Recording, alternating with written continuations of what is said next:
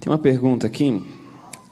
Em Isaías 66, 23, naquele último capítulo, penúltimo verso de Isaías, fala de um sábado a outro, de uma lua nova a outra, toda a carne virá adorar ao Senhor.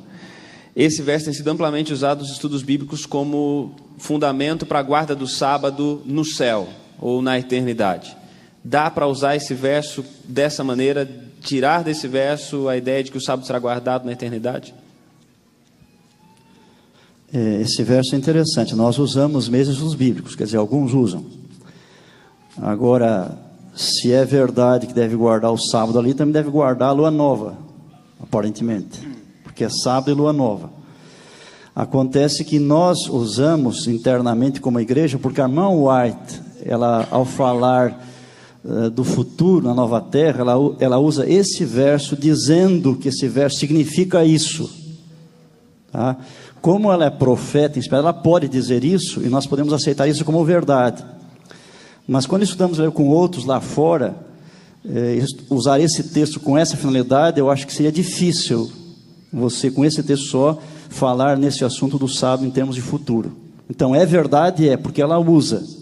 Mas o que ela escreveu é para consumo interno nosso. A pessoa lá fora não conhece ela, não tem como se argumentar nesse ponto. Então, eu penso que não precisamos usar isso aí.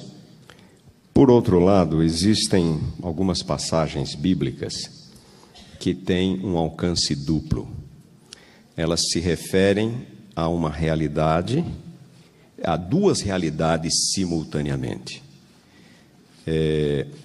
São de natureza profética e se referem a duas realidades simultaneamente. É o caso do discurso profético de Jesus de Mateus 24, que se refere simultaneamente à destruição de Jerusalém, que ocorreria 40 anos mais tarde, no ano 70, e se refere ao final do mundo.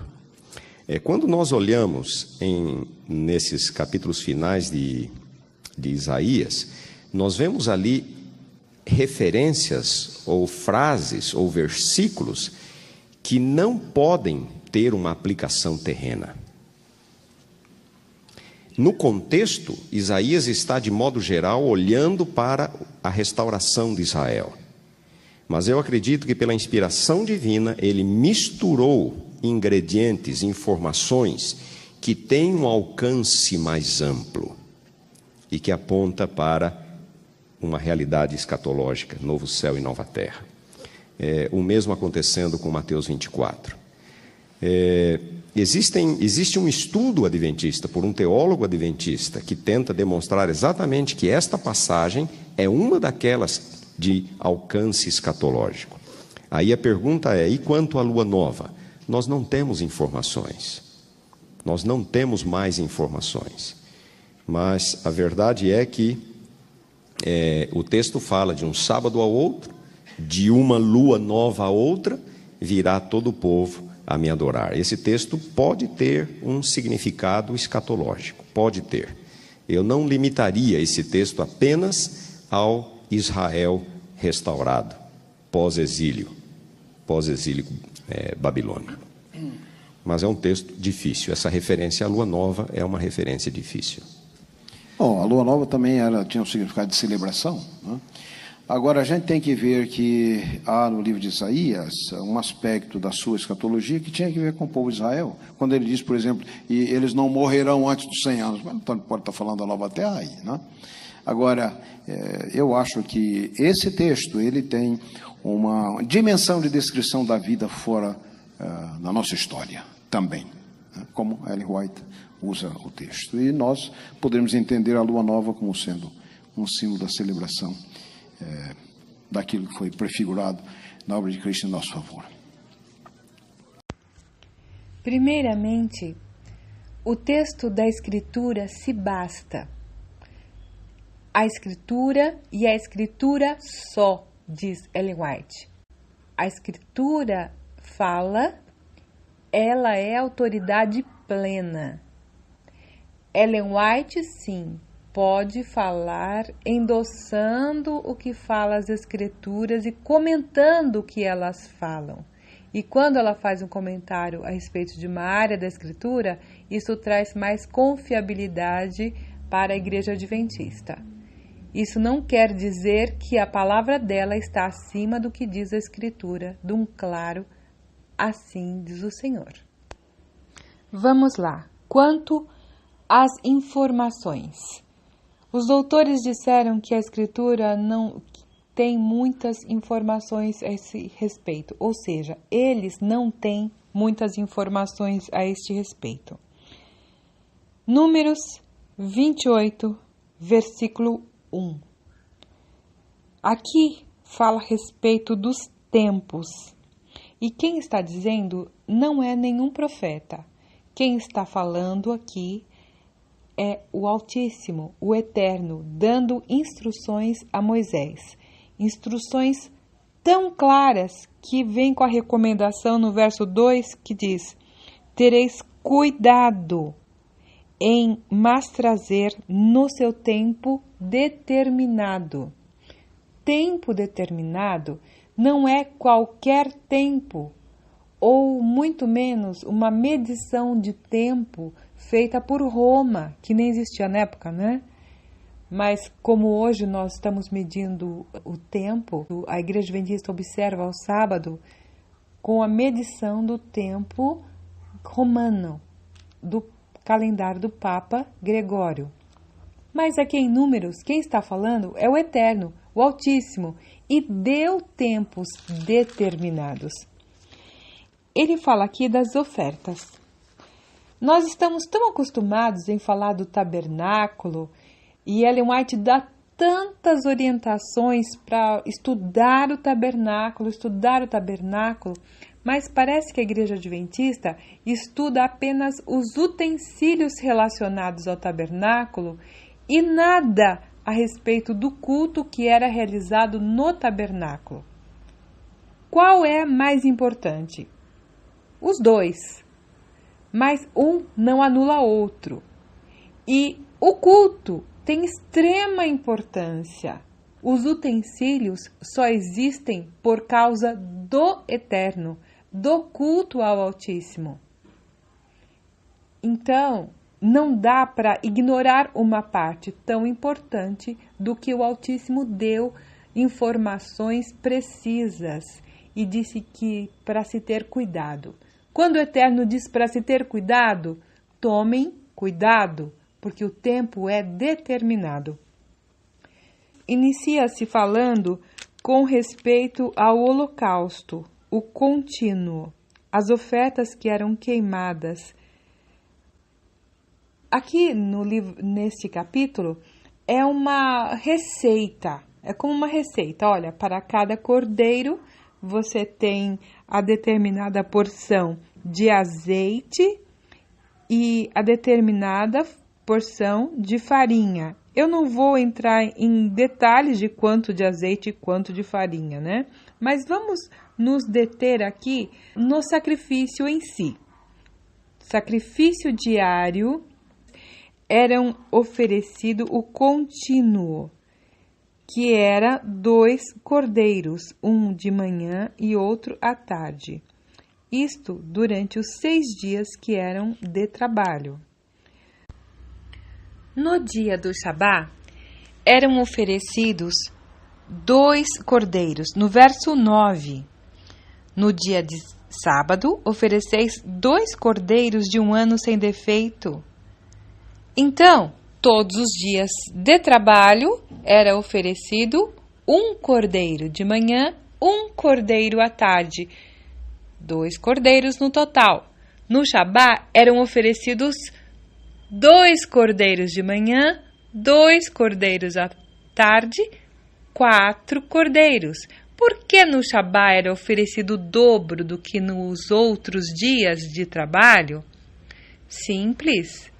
O dia de Shabá é um dia kadosh, é um dia sagrado. Até aí, tudo muito simples e muito fácil de entender.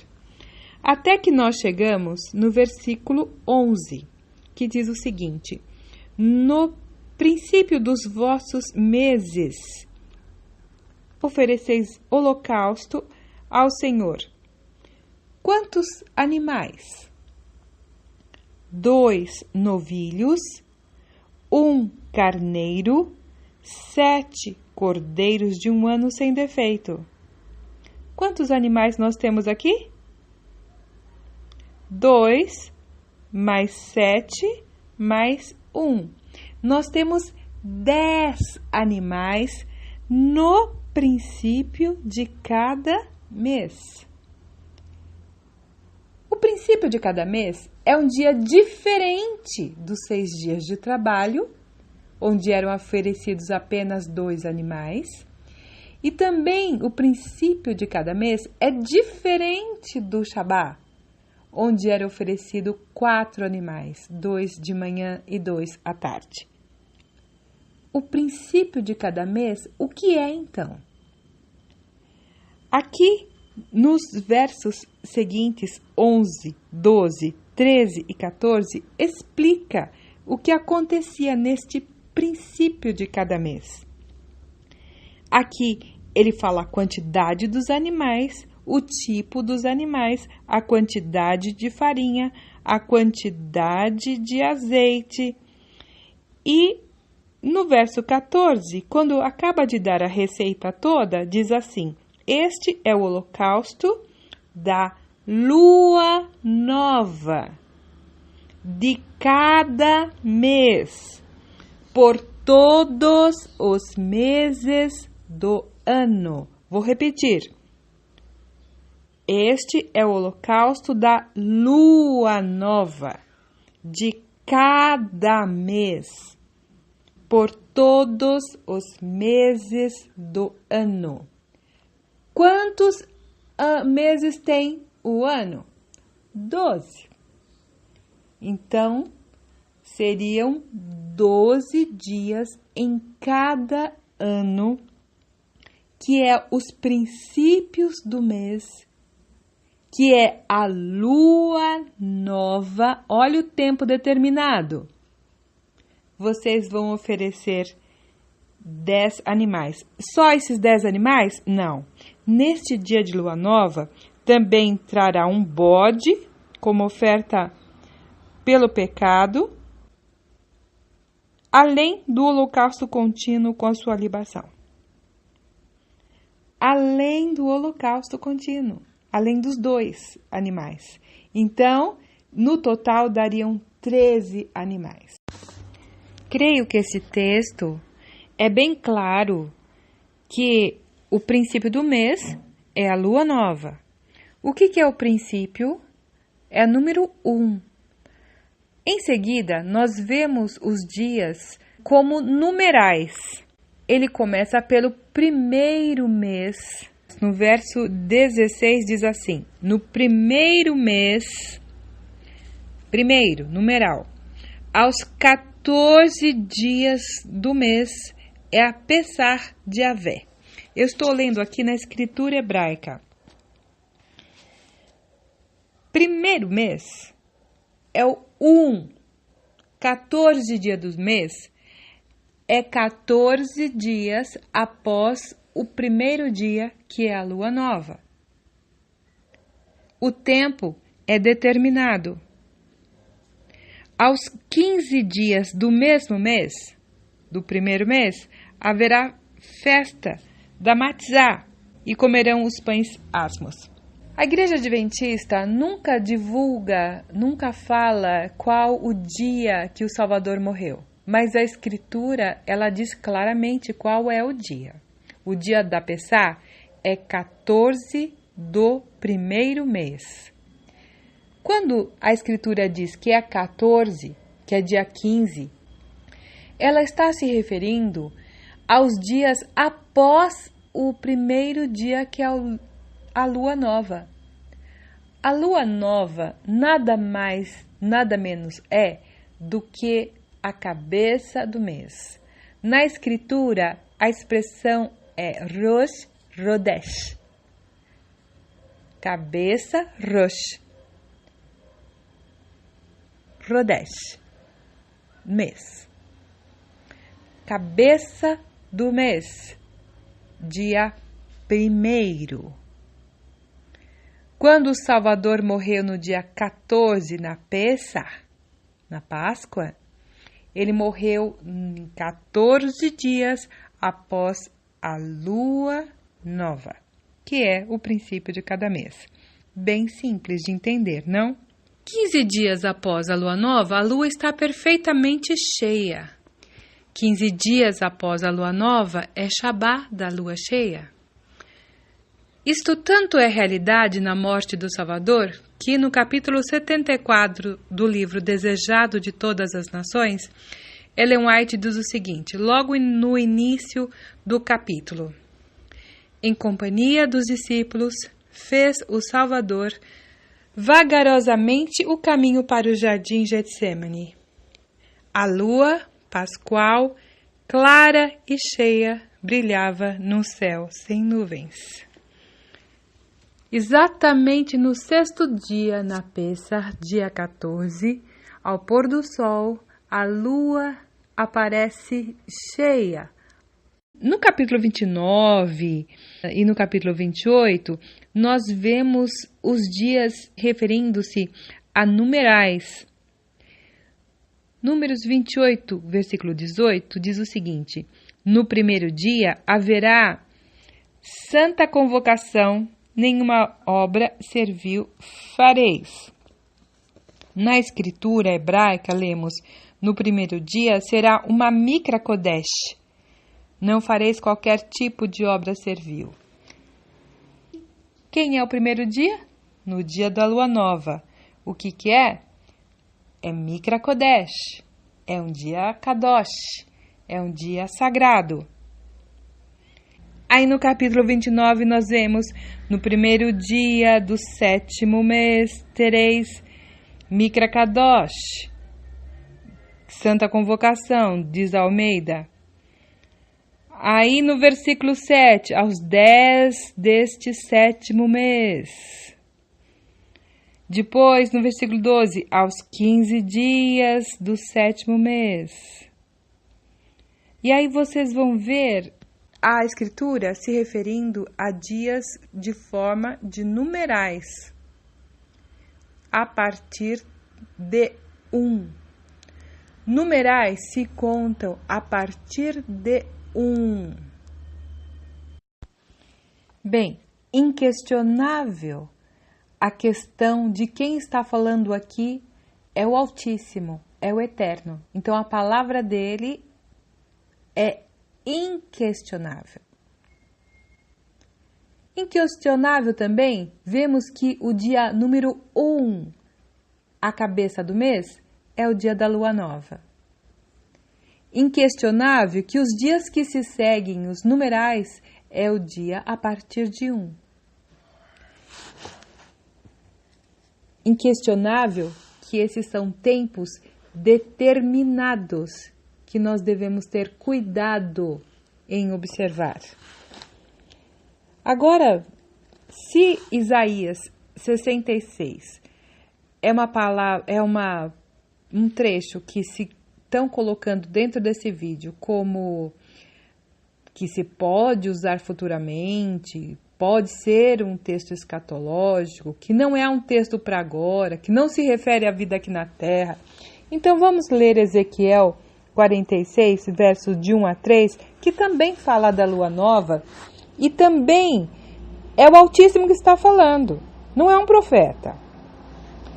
46, Ezequiel 46, verso 1 diz assim: assim diz quem? Quem está falando? Quem está dizendo? O Altíssimo, o Eterno Yahvé. A porta do átrio, que olha para o Oriente, estará fechada durante 6 dias que são de trabalho. Lembra dos 6 dias? Os 6 dias de contínuo, onde eram oferecidos um cordeiro de manhã e um cordeiro à tarde? Então, esses 6 dias, a porta do átrio estaria fechada. Mas no Shabá, ela se abrirá. Lembra no Shabá, onde eram oferecidos 4 animais, 2 cordeiros de manhã, 2 cordeiros à tarde, porque é um dia diferenciado, é Shabá? Então, nesse dia, a porta do átrio estará aberta. Mas só no sábado? Não. Ezequiel 46, verso 1, No finalzinho do verso nós lemos: mas no Shabá ela se abrirá, e também no dia da festa da lua nova. Qual é esse dia? O primeiro dia do mês. O dia onde se ofereciam 13 animais, onde se ofereciam os 10 animais, o bode e o contínuo. O dia onde o sacerdote, o sumo sacerdote, nunca poderiam perder. Ele nunca poderia fazer o sacrifício desses 3 animais num Shabá. Ele nunca poderia fazer os sacrifícios desses 13 animais nos 6 dias que são de trabalho. A lua nova é um dia diferenciado do Shabá e do dia de trabalho. A lua nova não é Shabá. A lua nova não é dia de trabalho. A lua nova é a cabeça do mês. Vamos ler no verso 3? O povo da terra adorará na entrada da mesma porta nos Shabat, no Shabatot, né? E nas festas da lua nova diante do Senhor Yahvé. Quais os dias de adoração? Era apenas no Sabá? Não. Também nas luas novas. A porta do átrio se abria no primeiro dia do mês, seguido ao dia da lua nova. Haviam 6 dias de trabalho, onde os sacerdotes ofereciam 2 animais por dia, um de manhã ou de tarde, ao sacrifício contínuo. No Shabá, era oferecido 4 animais. Logo após o Shabá, 6 dias de trabalho, o 7º dia, Shabá, 4 animais. Logo após, 6 dias de trabalho, no 7º dia, o Shabá. Até que a lua faz toda a revolução ao redor da terra e de novo aparece a lua nova. De novo é a cabeça do mês. E de novo se ofereciam 13 animais no tabernáculo. Este é a contagem dos tempos de Yahvé. Essa é a contagem dos tempos na Escritura. As luas novas são os princípios de cada mês por todos os meses do ano. Como dizer que a Escritura não tem informação? Não há falta de informação a respeito, amigos. Existe falta de conhecimento do assunto, apesar de ele ser tão claro na Escritura. Em Gênesis 1, no verso 14, o Criador diz: haja luzeiros no firmamento do céu para fazerem separação entre dia e noite, e sejam eles para sinais, para estações, para dias e para anos. Na escritura hebraica, o texto aparece um pouquinho diferente. O texto diz assim: Ulrim disse: haja luzeiros no firmamento do Shamai para separar o dia e a noite, e eles sejam por otot. Otot quer dizer sinais visíveis. Do Moadim. Moadim são exatamente os tempos sagrados, o tempo determinado, onde o Shabá faz parte destes tempos determinados. Quais são esses tempos determinados que são sagrados dentro do tempo? São o Shabá, a cada 7º dia, a lua nova, que é dia de adoração, segundo Ezequiel 46, de 1 a 3, por determinação do Altíssimo. Os tempos determinados também compõem os dias nos 3 meses do ano. No primeiro mês, onde nós vemos a Pessach, que é a Páscoa, nós vemos a festa dos Matzah, Hag Matzah, dos pães ázimos, o Bikurim, no dia 16 de Abib, que é o primeiro mês. Onde eu sei que o primeiro mês é Abib? Êxodo 12, 1 e 2 e Êxodo 13, 4. No 7º mês, nós temos o Yom Kippur, que é o dia da expiação, no dia 10, que em 1844, este dia caiu no dia 22 de outubro. Nós temos do dia 15 ao dia 22 a festa do Sukkot, a festa das cabanas ou tabernáculos. E temos também uma festa que não é uma semana inteira, que situa-se no 3º mês, que é a festa do Shavuot, festa das semanas. Shavuot, semanas. 7 semanas inteiras após a Pessach. Então, estes são tempos determinados. Como eles são determinados? Pela lua. É apenas pela lua que nós podemos determinar qual seja o tempo. E é determinado também pelo sol. Porque para se achar o primeiro mês, nós temos que depender do sol no movimento de translação. Então, o sol e a lua, os dois luzeiros, foram colocados na criação para sinais visíveis para marcar estas festas que se chamam Moedim nas escrituras, que significam tempos sagrados do Eterno. Muito lindo, muito simples e muito claro.